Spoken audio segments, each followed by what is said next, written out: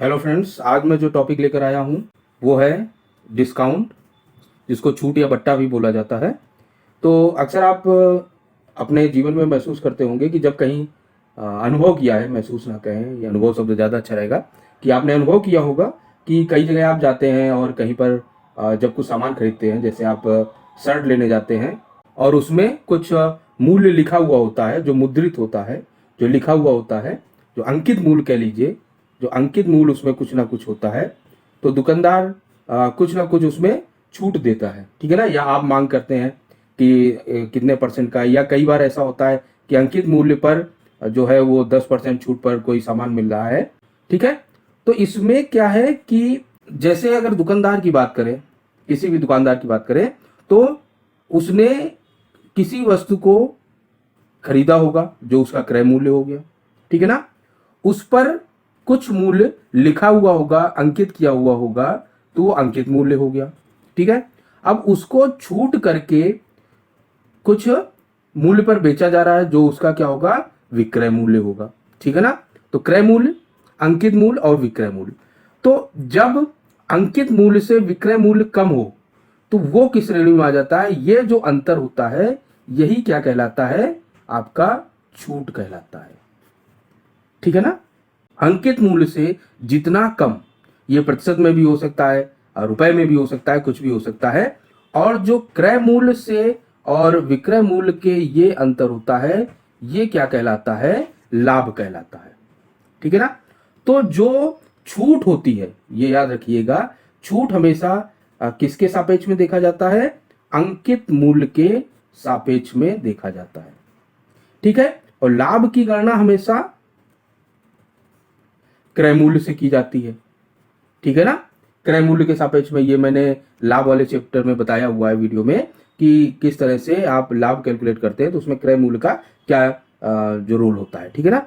तो ये याद रखिएगा कि जो छूट है, ठीक है, जो डिस्काउंट है वो हमेशा अंकित मूल्य के सापेक्ष देखा जाता है, और जो लाभ है हमेशा वो क्रय मूल्य, यानी कि जो छूट है वो है क्या, अंकित मूल्य माइनस विक्रय मूल्य, ठीक है, वो छूट कहलाएगी। और जो लाभ है वो क्या होगा, आपका विक्रय मूल्य माइनस क्रय मूल्य, ठीक है। तो हमेशा अगर छूट प्रतिशत की बात की जाए, छूट प्रतिशत की बात की जाए, तो वो क्या होगा, छूट बटा आपका अंकित मूल्य गुणा 100, ठीक है। और जो लाभ होगा प्रतिशत अगर बात करें, तो लाभ प्रतिशत होगा लाभ बटा क्रय मूल्य गुणा 100, ठीक है। क्वेश्चन के द्वारा इसको समझने की कोशिश करते हैं, तो एक एक करके इससे संबंधित क्वेश्चन लेते हैं और जो कॉन्सेप्ट है उसको समझते हैं, ठीक है। तो आइए स्टार्ट करते हैं। क्वेश्चन नंबर 1 पढ़िए, इसमें क्या है, एक पंखे पर कीमत 700 लिखी है। लिखी का मतलब क्या है, अंकित मूल्य जो लिखा हुआ है वो 700 दिया हुआ है, ठीक है। और सर्दी के मौसम में छूट दी जाती है और उसे 625 में बेचा जाता है, तो विक्रय मूल्य हो गया, ठीक है, ये 625 दिया हुआ है, ठीक है। तो छूट कितनी हो गई, छूट आपकी हो गई 700 माइनस 625 बराबर 75। अब छूट प्रतिशत की अगर बात की जाए, तो 75 बटा 700 गुणा 100, ठीक है। तो इसको करेंगे जब, तो ये 10.71% निकल करके आ जाता है, जो कि आपका डी ऑप्शन है, ठीक है। अगला क्वेश्चन देखते हैं। ये क्वेश्चन है क्वेश्चन नंबर 2, इसको पढ़िए। यह किसी साड़ी की अंकित कीमत या अंकित मूल्य 200 रुपए है, ठीक है। इस अंकित कीमत पर 20% छूट देने के पश्चात दुकानदार को 16 रुपए का लाभ होता है, ठीक है। तो अंकित जो मूल्य है वो 200 दिया हुआ है, तो विक्रय मूल्य क्या हो जाएगा, कि 20% की छूट दे रहा है, जो छूट है वो 20% है, तो 20% उसने छूट कर दी, तो बची कितनी कीमत, 100 में 20 घटा दीजिए, 80%, वही क्या है, विक्रय मूल्य है। तो 200 का 80% क्या है, इसका विक्रय मूल्य हो जाएगा, ठीक है ना। छूट 20 है तो 80% बचा, तो इससे काट दीजिए, ये 160 रुपए क्या हो गया, विक्रय मूल्य हो गया। अब अगर लाभ दिया हुआ है, लाभ बराबर दिया हुआ है 16 रुपए, तो क्रय मूल्य यहां से निकाल सकते हैं। क्रय मूल्य क्या होता है, विक्रय मूल्य माइनस लाभ, अर्थात 160 माइनस 16 बराबर 144। ठीक है, अब लाभ प्रतिशत बताइए। तो लाभ प्रतिशत क्या होता है? लाभ प्रतिशत होता है, लाभ प्रतिशत होता है लाभ बटा क्रय मूल्य। क्रय मूल्य कितना है? 144 गुणा 100।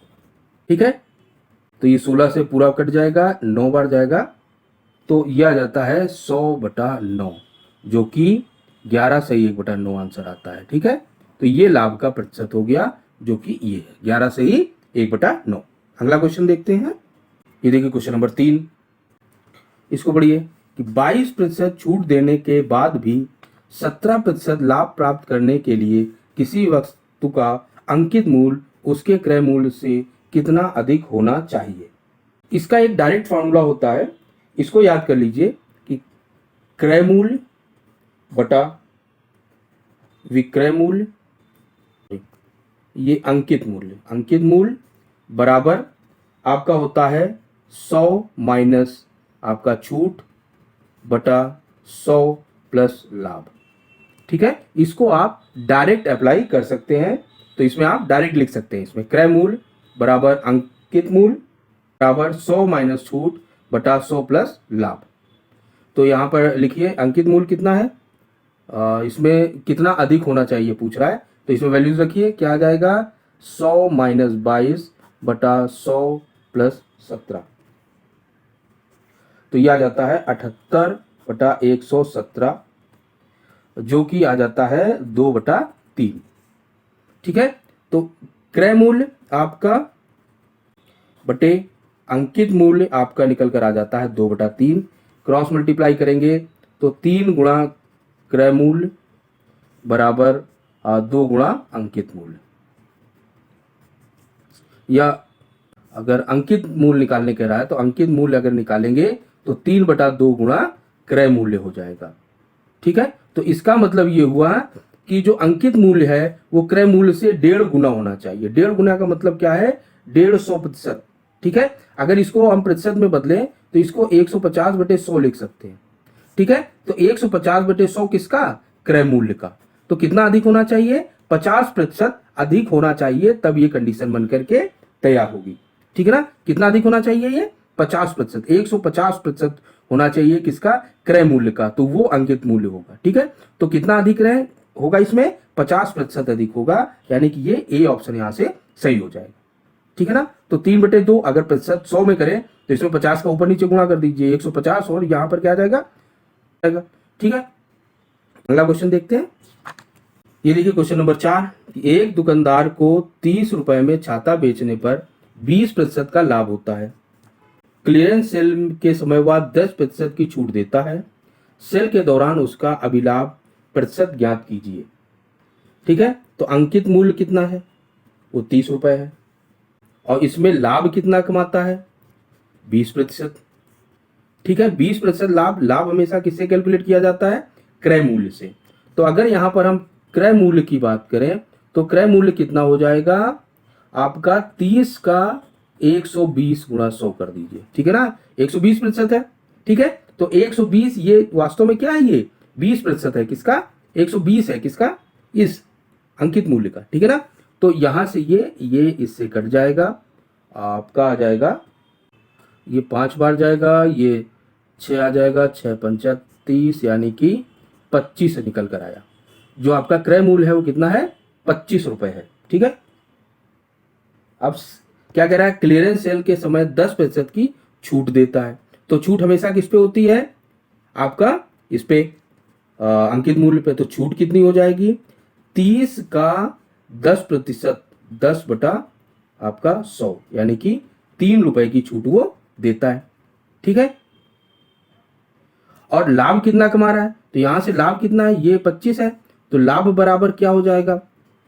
30 माइनस 25, यानी कि 5 रुपए का लाभ ले रहा है। ठीक है, तो अगर सेल देता है तब वो 3 रुपए छोड़ दे रहा है, 5 का लाभ होता है। तो अभिलाभ सेल के दौरान, तो सेल के दौरान अभिलाभ उसका क्या हो जाएगा? दौरान जो उसका अभिलाभ हो जाएगा वो हो जाएगा 5 माइनस 3, यानी कि 2 बटा क्रय मूल्य कितना है आपका? 25 गुणा 100। ठीक है, 2 रुपए का लाभ हो रहा है, भाई 5 रुपए का लाभ उसका हो रहा था, 3 रुपए उसने छूट कर दी, तो कितना 2 रुपए का लाभ हुआ। तो ये किसमें 25 रुपए में लाभ हमेशा किसे निकाला जाता है, क्रय मूल्य से। तो गुणा 100 करेंगे तो 25 चौका 100 और 4 दूना 8% का लाभ उसको होगा।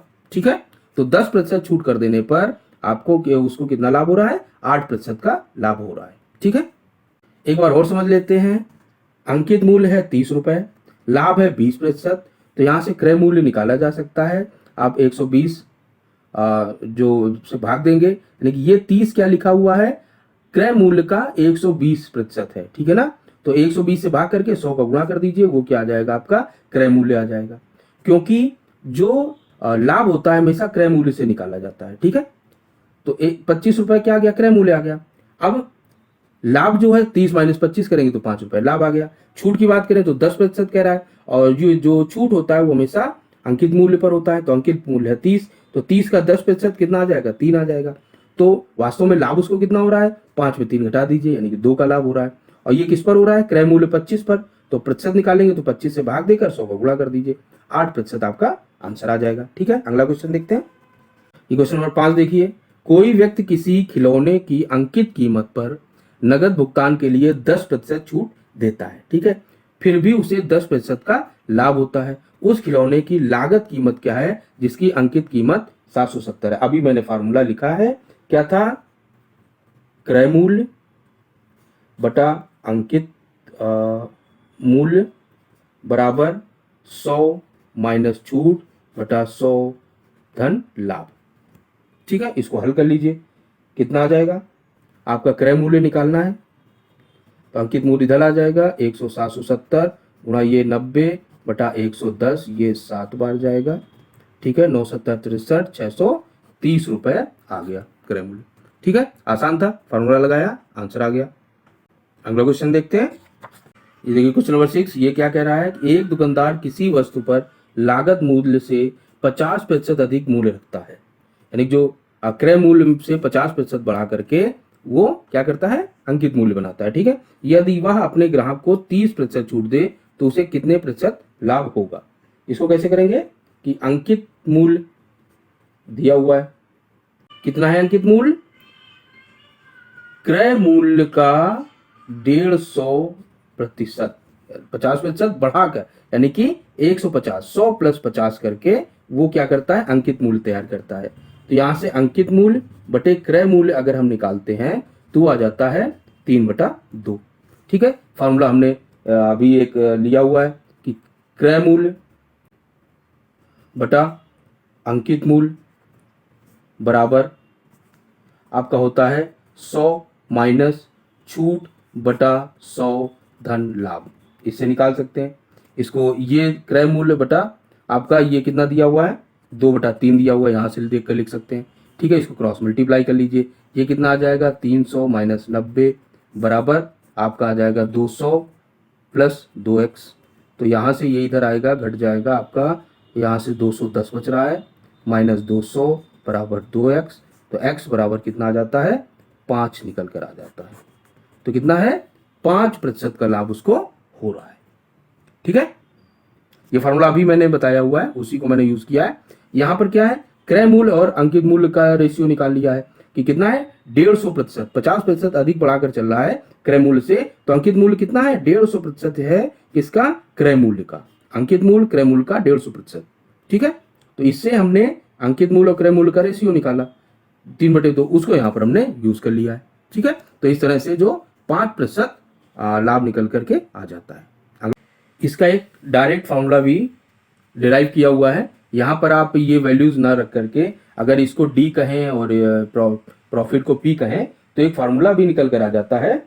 तो इसको डायरेक्ट आप लिख सकते हैं कि जो रेट में इंक्रीमेंट किया परसेंट का वो लिखिए, यानी कि प्रॉफिट निकालने के लिए अगर प्रॉफिट लाभ की बात करें तो वो लिखिए, माइनस डिस्काउंट लिखिए जो डी डिस्काउंट दिया हुआ है, माइनस फिर से इसी 50 को लिखिए, गुणा डी डिस्काउंट लिखिए और बटा 100 कर दीजिए। ठीक है, इस फॉर्मूले को भी डायरेक्ट आप यूज करके आंसर निकाल सकते हैं। ठीक है, ये तो आएगा ही, ये भी यूज कर सकते हैं, ये तो अपना पुराना जो मैंने बताया उससे निकाला। ये भी आप अगर यहाँ पर डी और पी के हिसाब से करेंगे तो या एक्स निकालेंगे तो एक्स की वैल्यू यही निकल करके आ जाती है। ठीक है, तो इसको कैसे करेंगे, 50 लिखिए माइनस 30 कीजिए, माइनस 50 गुणा 30 बटा 100, ये आपका आ जाता है 50 गुणा 30 बटा 100, ये जीरो कट गया दोनों, 5 15, तो ये आ जाता है प्रॉफिट बराबर, यहाँ से प्रॉफिट बराबर निकल के आता है 50 माइनस 30 माइनस 15, जो कि कितना आ जाता है 5% आ जाता है। ठीक है, तो डायरेक्ट ये फार्मूला भी यूज कर सकते हैं, तो चाहे ये वाला मेथड लगा लीजिए, चाहे फार्मूला अगर याद रख सके तो इसको याद कर लीजिए। ठीक है, इससे भी कर सकते हैं, ठीक है, इससे भी कर सकते हैं। अगला क्वेश्चन देखते हैं, ये क्वेश्चन नंबर 7 देखिए, ये क्या कह रहा है कि एक व्यापारी अपनी वस्तुओं पर क्रय मूल्य से 20% अधिक मूल्य अंकित करता है। ठीक है, वह नगद भुगतान के लिए 5% छूट देता है, तो उस लेन देन के लिए उसका लाभ प्रतिशत क्या है। ठीक है, तो इसको कैसे करेंगे, इसमें भी अंकित मूल्य ऊपर वाला ही मेथड निकालते हैं। क्रय मूल्य का 120% है, तो 120 बटा 100, 100%, 20% बढ़ा देता है, तो कितना 120 बटा 100, ये कितना आ जाएगा आपका 6/5, यानी कि क्रय मूल्य बटा अंकित मूल्य आपका आ जाता है आपका 5/6 निकल करके आ जाता है। ठीक, इससे ऊपर वाले से हमने पहले से ही इसको पलट लिया है, और ये बराबर किसके होता है आपका 100 माइनस आपका छूट बटा 100 धन लाभ। क्रॉस मल्टीप्लाई कर लीजिए, ऐसे इस तरह से क्रॉस मल्टीप्लाई करेंगे, कितना आ जाएगा 500 प्लस 5x बराबर 600 माइनस 30।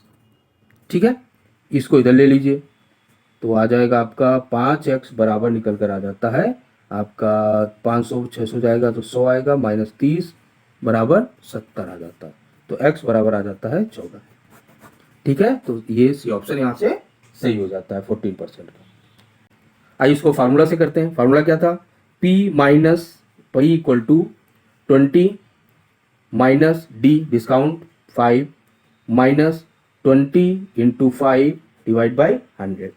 ठीक है, तो ये से ये कट गया आपका 5 दूना 10 आया, और ये 2 पूरा कट गया, यानी 1 आ गया, तो 20 माइनस 5 माइनस 1, यानी कि 20 माइनस 5 माइनस 1 बराबर 14% निकल करके आ जाता है। ठीक है, तो चाहे भी इस फार्मूले से निकाल लीजिए।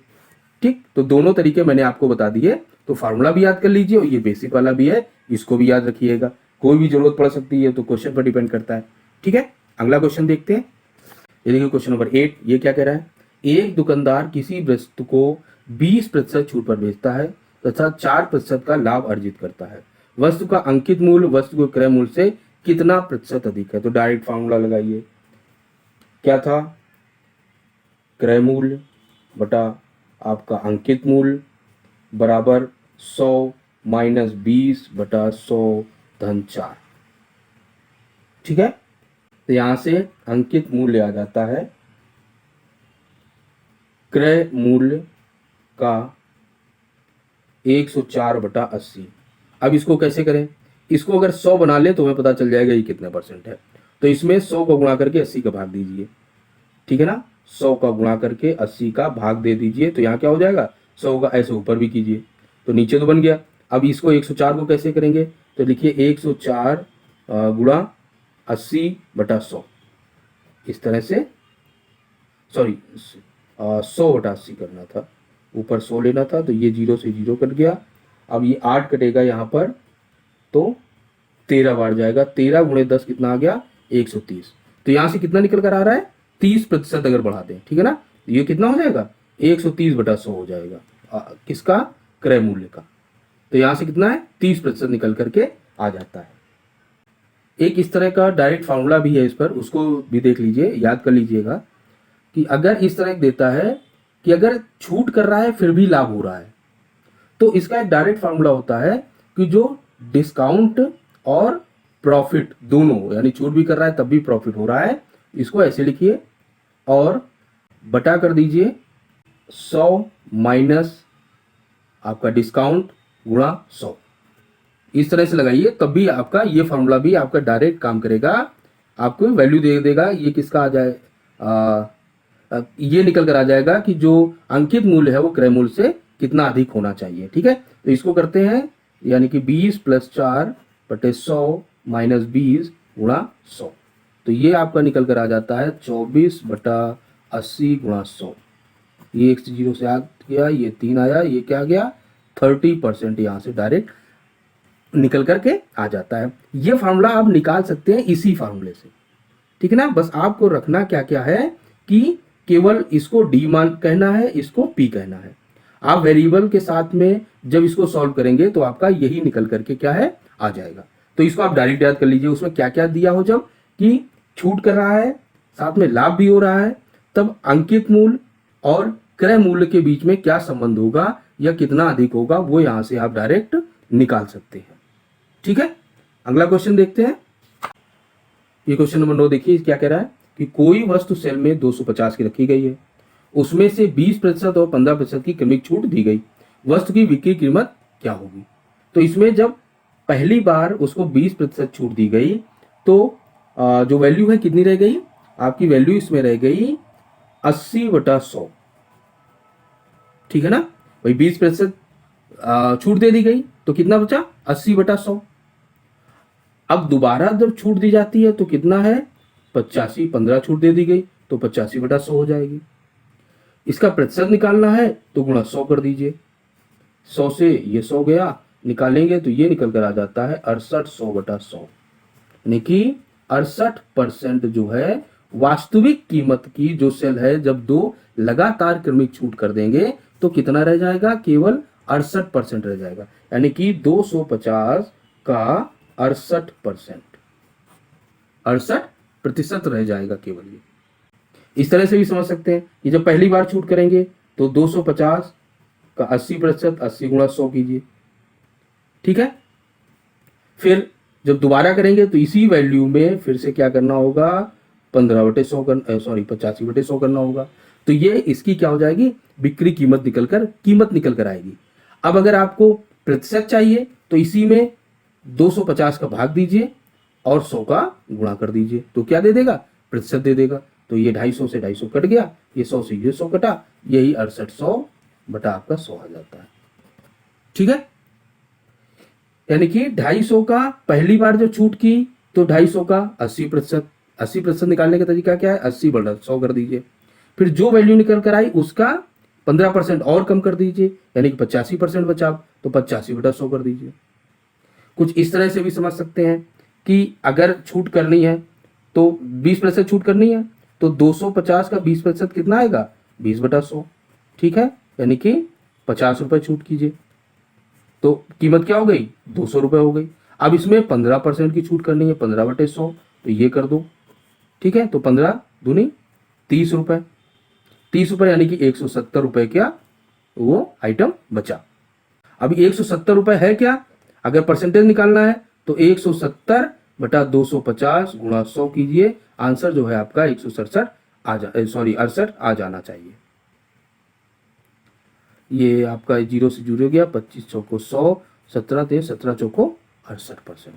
यहाँ से भी निकाल के देख सकते हैं, ठीक है। चाहे यहाँ से देख लीजिए कि 80% बचा, फिर 85% बचा, या हमने छूट कर दी 20% छूट की, 50 रुपये आई, घटाया तो 200 बचा, फिर उसमें 15% निकाला 30 आया, फिर घटाया तो 170 उसकी कीमत बची, ठीक है। ये 170 वास्तव में 250 का कितना है 68% है, ठीक है। तो आपका ये आपका सी ऑप्शन यहाँ से सही हो जाता है। अगला क्वेश्चन देखते हैं। इसमें देखिए कह रहा है कि कौन सा बेहतर है। तो अभी हमने किया कि अगर 10% पहले छूट करेंगे तो 90/100 हो जाएगी, फिर 20% करेंगे तो 80/100 हो जाएगी। तो ये बराबर क्या आ जाता है आपका 9/72। अब इसमें देखें पहले 20% की तो 80/100 हो गया, फिर 10% की तो 90/100 हो गया। हल कर लीजिए इसको, तो ये 9/72। तो दोनों मान क्या आ रहे हैं निकल के समान आ रहे हैं।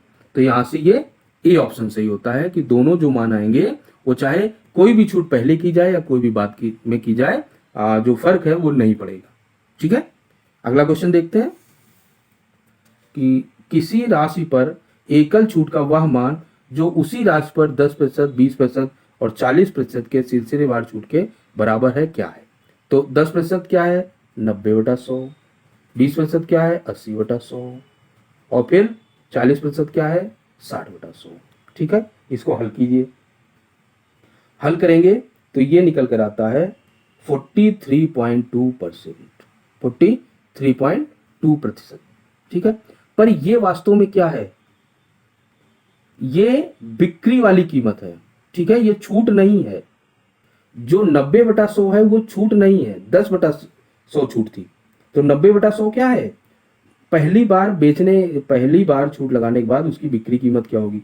जब ये करेंगे तो दूसरी बार बिक्री कीमत, तो ये क्या है, सेल है, उसकी बिक्री कीमत है। यानी कि जो भी वैल्यू है x गुणा 43.2/100 करेंगे, अगर x मान लीजिए क्रय आपका अंकित मूल्य है, तो ये क्या होगी, बिक्री होगी। तो छूट कितनी हो जाएगी, अगर छूट की बात करते हैं तो छूट हो जाएगी 100 माइनस 43.2, जो कि 56.8% निकल कर आता है। तो इससे कंफ्यूज ना होइएगा। ये क्या है, फाइनल रेट देगा, यानी कि जो भी एक्स अगर उसका अंकित मूल्य है तो एक्स का 43.2% का निकल कर आएगा, उसका सेल प्राइस यानी कि विक्रय मूल्य निकल कर आएगा। ठीक है, अगर छूट की बात की जाए तो छूट कितनी है, ये छूट है। तो आपका ये सी ऑप्शन यहां से सही होता है। तो इससे कंफ्यूज ना होना, क्योंकि ये भी ऑप्शन दिया हुआ है, कंफ्यूज हो सकते हैं। इस क्वेश्चन को एक बार और देख लीजिएगा। ठीक है, तो आज का जो वीडियो है यहीं तक रखते हैं। प्रैक्टिस कीजिए जितना संभव हो सके, और वीडियो को शेयर कीजिए दोस्तों के साथ, जिससे उन्हें भी पॉइंट्स क्लियर हो, बातें समझ में आए, प्रैक्टिस हो सके उनकी। ठीक है, मिलते हैं अगले वीडियो में, तब तक के लिए नमस्कार।